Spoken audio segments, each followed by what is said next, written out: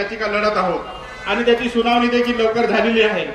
मी आवर्जून आपल्या सर्वांना या ठिकाणी एक सांगण्यासाठी आलो की महाराष्ट्र सरकारने सर्व विभागाच्या वतीने बाह्य यंत्रणेकडून सर्व विभागामध्ये 6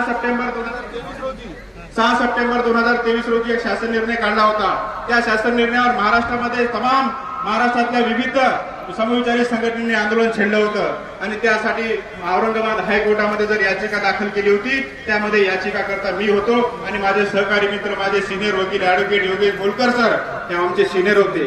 त्यावेळेस बागुल सर त्यावेळेस जेव्हा बाह्यस्रोत यंत्रणा सर्व विभागाची भरती प्रक्रिया 2023चा GR निघाला होता, त्यावेळेस महाराष्ट्र सरकारला माननीय हायकोर्टाने पहिल्यांदा सरकारी वकिलांना विचारलं की हे काय प्रकार आहे आणि त्यांनी महाराष्ट्र सरकारच्या मुख्य सचिवांना फोन करून विचारलं तिथल्या सरकारी वकिलांनी की 15 दिवसामध्ये याबाबत तुम्ही काय करणार आहात किंवा काय करणार नाही तर सांगा, नाहीतर मी कोर्ट ऑर्डर करायला तयार आहे।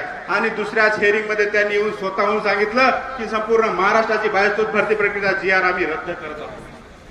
हा रद्द GR त्यांना हायकोर्टाच्या समोर येऊन करावा लागला आणि आता आपल्या समोरची सुरू असलेल्या ज्या आपल्या याचिका आहेत, आपल्या ज्या मुंबई हायकोर्टासमोर सुरू असलेली याचिका आणि औरंगाबाद हायकोर्टासमोर सुरू असलेल्या याचिकेचा सुनावणी ही येत्या 4 तारखेला मुंबई हायकोर्टला होणार आहे आणि येत्या 9 तारखेला औरंगाबाद हायकोर्टामध्ये होणार आहे।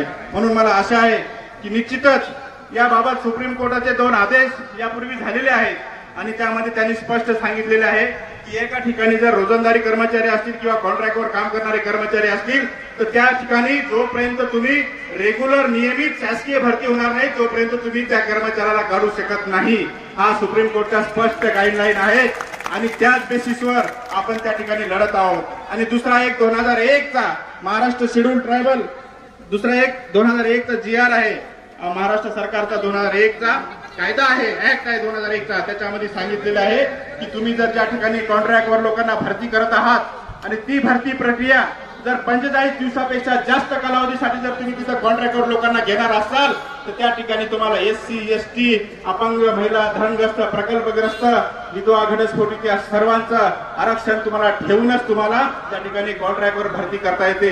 आपला जो या बाह्यस्रोत भरती प्रक्रियेचा GR काढलेला आहे त्याच्यामध्ये आरक्षणाची अंमलबजावणी आहे का, त्यामध्ये SC STच्या जागा आहेत का, त्यामध्ये अपंगांच्या जागा आहेत का, त्यामध्ये महिलांच्या जागा आहेत का, त्यामध्ये धरणग्रस्तांच्या जागा आहेत का, त्यामध्ये प्रकल्पग्रस्तांच्या जागा आहेत का, कुठल्याही नियमाची अंमलबजावणी केलेली नाही। म्हणून मी सगळ्या आपल्या आंदोलनकर्त्यांना आणि या ठिकाणी जमलेल्या तमाम आदिवासी जनसमुदायाला छाती ठोकपणे सांगू शकतो की हा GR चुटकीमध्ये 4 तारखेला हायकोर्टाने नाही रद्द केला तर मी तुम्हाला सांगतो रद्द करून या आयुक्तालय कार्यालयाच्या समोरच्या GRची होळी आपण अशाच पद्धतीने केल्या करून दाखवण्यासाठी हे सांगण्यासाठी आम्ही या ठिकाणी आलेलो आहोत। आणि काय म्हणता की तुम्ही आमच्यावर या ठिकाणी घोषणाबाजी केली, या गेटच्या खाली आमचे लोक जाऊन घोषणाबाजी केली म्हणजे तुमच्या सरकारी कामात अडथळा झाला।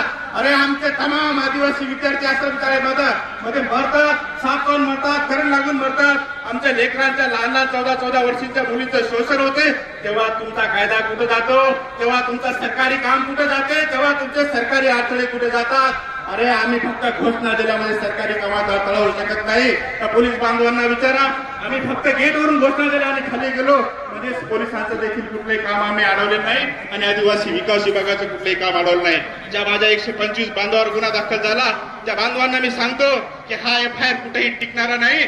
आपण तात्काळ 2 दिवसामध्ये मुंबई हायकोर्टमध्ये हा FIR क्रॅशिंगची याचिका दाखल करू आणि हा FIR देखील रद्द करून या आयुक्तांच्या या आयुक्तांच्या तोंडावर फेकण्यासाठी जाऊ। या ठिकाणी अनेक लोकांनी बोललं की आश्रमशाळेमध्ये आमच्या लेकरांना जेवायला नाही, आमचे लेकरं उपाशी मरतायत, आमचे जे 10 वर्षापासून त्या कर्मचाऱ्यांनी काम केलेलं आहे त्यांच्या कुटुंबियांचे हाल काय, त्यांच्या बायकोंचे हाल काय, त्यांच्या लेकरांचे हाल काय।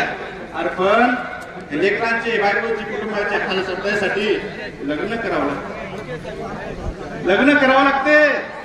ज्यांनी लग्नच केलं नाही तर आमच्या कुटुंबियाचे हाल काय करणार,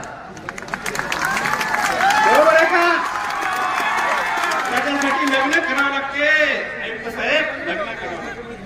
भरपूर काही गोष्टी बोलण्यासारख्या आहेत पण निश्चितच मी सगळ्यांना सांगतो की आपला लढा, आपला संघर्ष हा आपला विजय या ठिकाणी होणार आहे। ज्या दिवशी विजय झाला तुम्ही 353 केली ना आणखीन एक गुन्हा दाखल करा, त्या GRची होळी याच आयुक्त कार्यालयासमोर केल्याशिवाय आमचे आंदोलन करते आणि आदिवासी समाज राहणार नाही। एवढंच या ठिकाणी आपल्या सर्वांना सांगून पुन्हा एकदा सर्वांना क्रांतिकारी जय भीम, जय राहुलजी, जय भीमचा जय करून सर्वांना या आंदोलन करताना पुन्हा एकदा खूप खूप धन्यवाद देऊन माझे 2 शब्द संपवतो। धन्यवाद। आदरणीय प्रशांत गोडके को जय जोहार. अत्यंत त्यांनी सिंहाच्या जबड्यात घालून हात मोजून दाखविन जात अशी ही आदिवासी जमात तुम्हा सर्वांना मानाचा जय जोहार. यानंतर अध्यक्ष आदरणीय ललित सर यांना विनंती करतो का पुढील सूत्र घ्या.